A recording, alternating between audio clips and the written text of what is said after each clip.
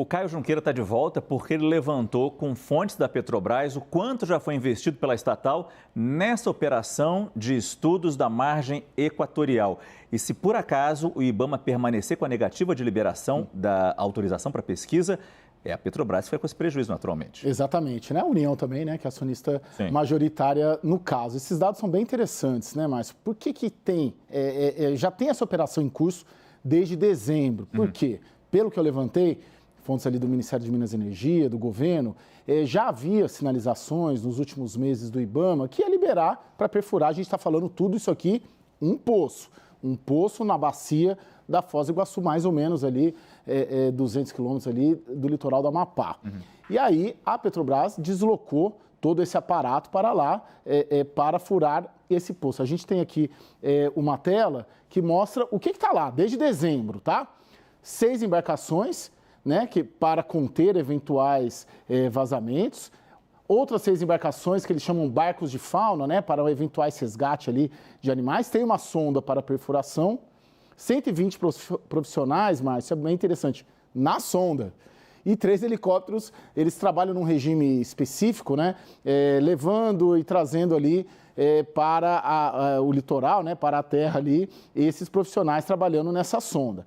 Toda essa operação aqui, desde dezembro, pelo que me disseram, 500 milhões de reais já foram investidos ali nessa operação. Daí, poxa, por que se não tinha licença ainda? Boa pergunta. Segundo essas pessoas, porque todos os sinais e a expectativa era de que ali no segundo semestre ali já ia embicar para viabilizar essa operação. E mesmo nessa fase de pesquisa, o número de barcos envolvidos na possibilidade de vazamento de óleo, você vê que já são 6 barcos ali nessa fase de pesquisa ainda. E esse é um ponto importante, porque o Caio também levantou dados que mostram como é hoje a situação dos vazamentos e incidentes envolvendo combustíveis aqui no Brasil, Caio.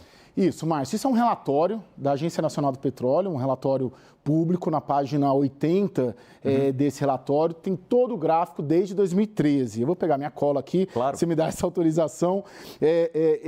Quantos incidentes ocorreram no ano passado, 2022? 62 incidentes, ou seja, houve 62 vazamentos em operações ali de exploração de petróleo em alto mar aqui no Brasil. Isso significa 217 metros cúbicos de óleo vazado, seja o óleo ou seja diesel vazado. Daí fui consultar os especialistas, né, para dizer isso é muito, isso é pouco. Consultei primeiro o Adriano Pires, né, que é um consultor reconhecido e também é especialista CNN aqui nessa área de petróleo. Ele considerou esse número, tanto 62, mas principalmente de 217 metros cúbicos em 2022, a expressão que ele usou é um número irrisório, né? Ele disse que isso corresponde a mais ou menos 1.000 barris por dia, sendo que a produção por dia toda do Brasil são 3 milhões de barris por dia, né? Então ele considerou isso muito pouco. Mas eu também conversei, Márcio, com o Cláudio Ângelo, que é coordenador de Comunicação e Política Climática do Observatório do Clima, que me disse que não existe 0 acidente em nenhuma atividade de produção de petróleo, que esses dados parecem poucos se comparado ao derramamento na Baía de Guanabara em 99, quando foi 1,3 milhão de litros, né, que vazaram de uma vez, mas que são esses vazamentos que tornam a Petrobras a campeã de autuações pelo IBAMA. E ele também reconheceu que a Petrobras tem um histórico notável de segurança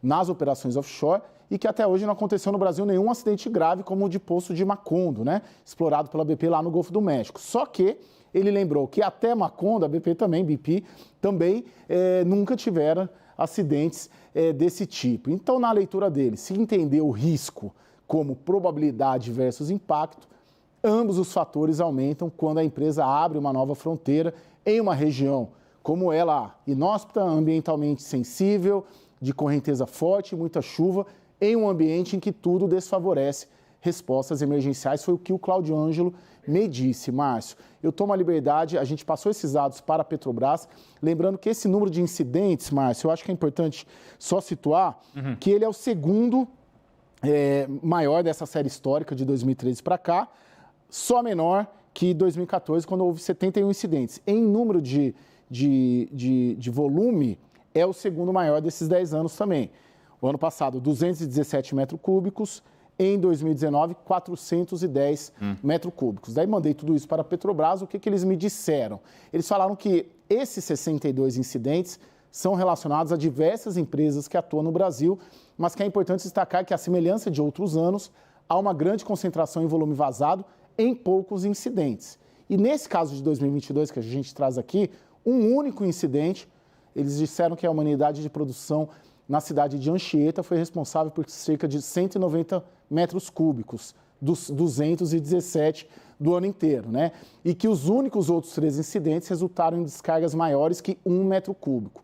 E a Petrobras também me disse que não houve relatos de incidentes maiores em unidades de perfuração exploratória de poços de petróleo, que é exatamente essa situação desse poço lá da bacia da Foz do Amazonas. Que fica a 500 quilômetros da Foz do Rio, como a Petrobras vem informando, e o próprio governo, o próprio Ministério de Meio Ambiente admite essa distância, mas disse que isso não seria suficiente em caso de acidente. Caio Junqueira nos trouxe, então, a versão da Petrobras, a visão da Petrobras e também a visão de ambientalistas sobre este momento que já se transformou, né, Caio, numa disputa. E aí que eu jogo para o Leandro Rezende, nosso analista de política também, que entra nessa história porque a gente sabe, né, Leandro, parte do governo Lula está insistindo nessa perfuração e tem feito críticas abertas ou algumas veladas, mas muitas delas mesmo abertas ao IBAMA e a posição neste momento de vetar a exploração de petróleo naquele ponto. Boa noite, Leandro.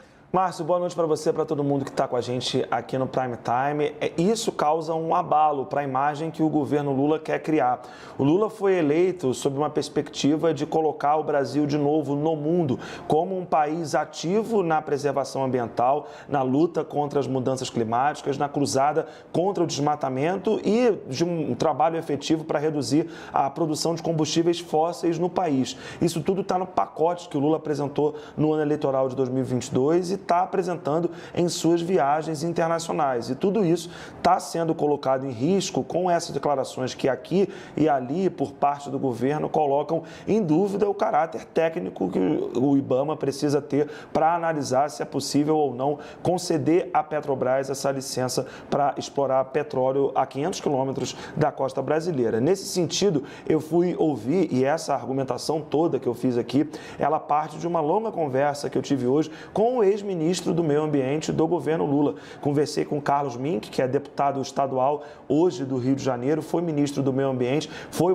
um participante ativo de uma outra discussão importante que o Brasil teve, que a Petrobras teve, quando se começou ali a exploração do pré-sal, os primeiros debates sobre a exploração do pré-sal. Ele destacou que não tem muita semelhança, né, entre o pré-sal e o que a Petrobras quer fazer agora, mas que o contexto ele também é diferente, porque o contexto que o governo Lula se insere na avaliação do Mink é de entrar no mundo 4 anos depois de um governo que teve muitos problemas com questões ambientais, teve muitos problemas com aceitar pareceres técnicos e que muitas vezes foi denunciado por fazer influência política em decisões de órgãos eminentes, tentar influenciar politicamente decisões de órgãos eminentemente técnicos. Um exemplo para ficar rápido, né, o que aconteceu entre o governo Bolsonaro e a Anvisa. E na avaliação do Mink, o que alguns integrantes do governo Lula, abertamente ou não abertamente, têm feito é tentar fazer essa influência política para cima do IBAMA,